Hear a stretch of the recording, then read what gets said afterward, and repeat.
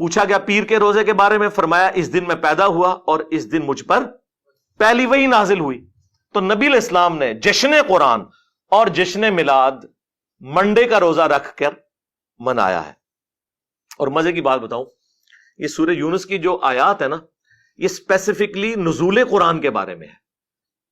یا ایھا الناس قد جاءتکم موعظۃ من ربکم، یہاں سے یہ سٹارٹ ہوتا ہے، اے لوگو بے شک تمہارے پاس اللہ کی طرف سے واعظ و نصیحت والی کتاب نازل ہو گئی، جو دلوں کو لگے ہوئے روگ کا علاج ہے اور رحمت ہے مومنین کے لیے۔ پھر ساتھ اللہ نے فرمایا قل بفضل اللہ وبرحمتہ، اللہ کے فضل اور رحمت کے اوپر خوشیاں مناؤ۔ یہ اسپیسیفکلی قرآن کے بارے میں تھا۔ اب آپ اس کو جوڑ لیں صحیح مسلم کی حدیث کے ساتھ کہ نبی علیہ السلام نے قرآن اور اپنی پیدائش کی خوشی کو جمع کیا اور فرمایا فیہ ولدت وفیہ انزل علیہ، اس دن میں پیدا ہوا اور اس دن مجھ پر پہلی وحی نازل ہوئی۔ جشن قرآن اور جشن میلاد یہ اکٹھے نبی علیہ السلام نے منائے۔ مجھے بتائیں جو اسپیسیفکلی نبی علیہ السلام نے جس خوشی کا اظہار اپنی پیدائش کے ساتھ کیا وہ قرآن کی خوشی تھی، اور ہمارے علماء ہماری پبلک کو یہ بتاتے ہیں قرآن حدیث ڈائریکٹ نہیں پڑھنا، گمراہ ہو جاؤ گے۔ یہ کون سا جشن قرآن ہے کہ آپ قرآن کی آیات اپنی ہر نماز کی ہر رکعت میں پڑھیں، ایاک نعبد و ایاک نستعین، اور پھر نماز کے بعد آپ بابوں کو پکارنا شروع کر دیں، مرے ہوئے لوگوں کو اللہ کے مقابلے پر ٹھہرا لیں، خواہ بندے کہہ کر ٹھہرائیں خواہ کسی بھی طریقے سے، وہ ہمارے نفع نقصان کے مالک ہی نہیں ہے۔ تو جشن قرآن پریکٹیکلی یہ ہے کہ آپ اس توحید کے اوپر چلیں، اور جشن رسول یہ ہے کہ آپ نبی علیہ السلام کی عظمت اپنے دل میں بٹھائیں اور اس کے بعد نبی علیہ السلام کی جو دعوت ہے اس کو آگے لے کر چلیں۔ یہ ہے کام کرنے کا، اور یہ بات میں اپنی طرف سے نہیں کر رہا۔ ربیع الاول کے اس موقع پر میں تمام مسلمانوں سے ریکویسٹ کروں گا کہ سورۃ الاعراف کی جو آیت نمبر 157 ہے نا، اسے ایک دفعہ ضرور کور کریں تاکہ آپ کو پتا چلے کہ بینگ امتی ہماری کیا رسپانسبلٹی ہے میلاد کے حوالے سے، کہ نبی علیہ السلام کی جو دنیا میں تشریف آوری ہے، آپ کی جو پیدائش ہے، اس میں سے ہم نے رزلٹ کیا نکالنا ہے، اور کون سے اہل ایمان ہے جن کے ایمان کو اللہ تعالیٰ نے قبول کیا ہے۔ یہ 157 نمبر آیت ہے، اسپیسیفکلی نبی علیہ السلام کے حوالے سے کہ ان پر ایمان لانے والے لوگ کون سے ہیں۔ الذین یتبعون الرسول النبی الامی، یہ وہ لوگ ہیں جو پیروی کرتے ہیں، اتباع کرتے ہیں نبی امی کی۔ نبی امی ام القرا یعنی مکے کے رہنے والے، اور امی ان معنوں میں کہ نبی علیہ السلام نے دنیا میں کسی سے تعلیم حاصل نہیں کی تھی، آپ لکھنا پڑھنا نہیں جانتے تھے، اور یہ آپ کا عیب نہیں تھا، آپ کی خوبی تھی، کیونکہ سورۃ العنکبوت میں اللہ تعالیٰ نے فرمایا کہ اگر یعنی اس قرآن کے نزول سے پہلے نہ اپنے دائیں ہاتھ سے آپ کچھ لکھ سکتے تھے، نہ کتاب میں کچھ پڑھ سکتے تھے، اگر ایسا ہوتا تو یہ بات کافروں کو شک میں مبتلا کر دیتی کہ یہ کتاب آپ نے خود لکھی ہے۔ ڈاکٹر اقبال کا شاعر ہونا خوبی ہے، ہمارے نبی کا شاعر ہونا خامی ہوگی۔ وما علمناہ الشعر وما ينبغی لہ، ہم نے ان کو شعر کہنا نہیں سکھایا اور نہ یہ ان کی شان کے لائق ہے۔ تو نبی علیہ السلام کے شان شان ہی نہیں ہے کہ آپ اپنے دائیں ہاتھ سے کچھ لکھ سکتے یا کتاب میں کچھ پڑھ سکتے،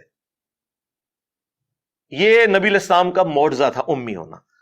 تو اللہ تعالیٰ فرماتا ہے کہ اہل ایمان وہ ہیں جو پیروی کرتے ہیں اس نبی امی کی، الذی یجدونہ مکتوبا عندہم فی التوراۃ، جسے وہ لکھا ہوا پاتے ہیں اپنے پاس موجود کتاب توراہ میں، والانجیل اور انجیل میں، یأمرہم بالمعروف جو کہ حکم دیتے ہیں انہیں نیک کاموں کا، وینہاہم عن المنکر اور برائی سے روکتے ہیں،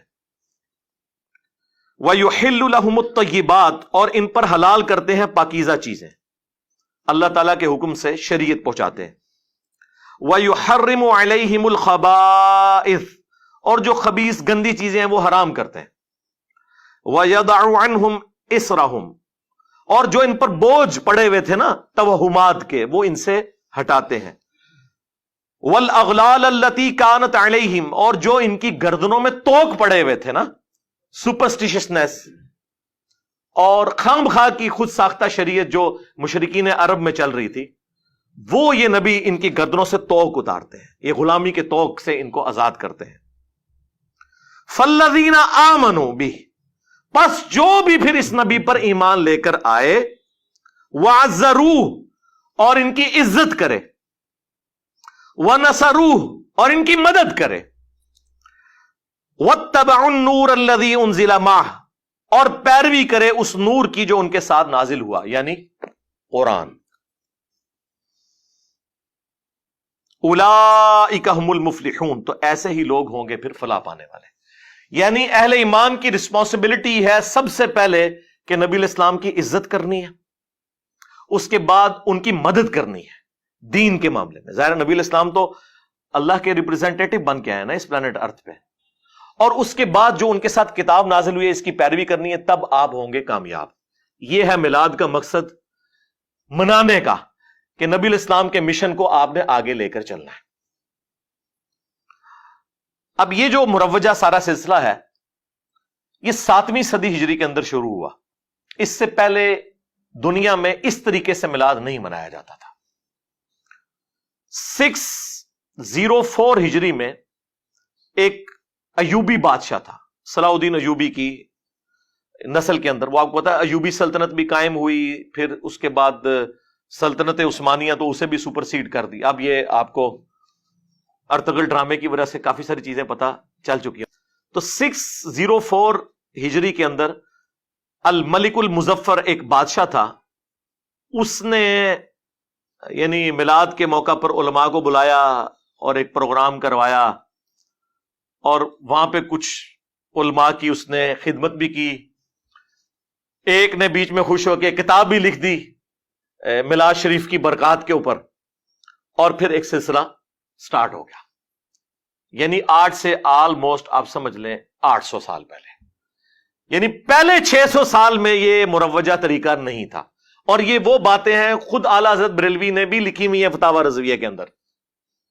جو کام آج سے 800 سال پہلے اور رسول اللہ کی وفات کے 600 سال بعد شروع ہو، اس کام کو اس طریقے سے نہ کرنے والا گستاخ رسول کیسے ہو سکتا ہے؟ اور اس پر آپ یہ کیسے شعر پڑھ سکتے ہیں کہ سوائے ابلیس کے جہاں میں سبھی تو خوشیاں منا رہے ہیں؟ ویسے تو کہتے ہیں ہم اسے مستحب سمجھتے ہیں، لیکن اس کے ساتھ ایمان جوڑ دیا ہوا ہے.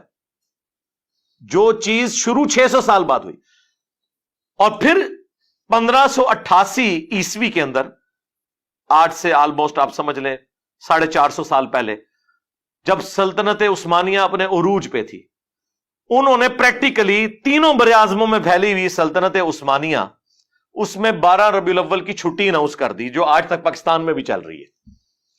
یہ اصل میں جو اس پورے معاملے کو گود لیا ہے وہ سلطنت عثمانیہ نے لیا ہے، اور وہ پوری دنیا کے اندر پھیلا.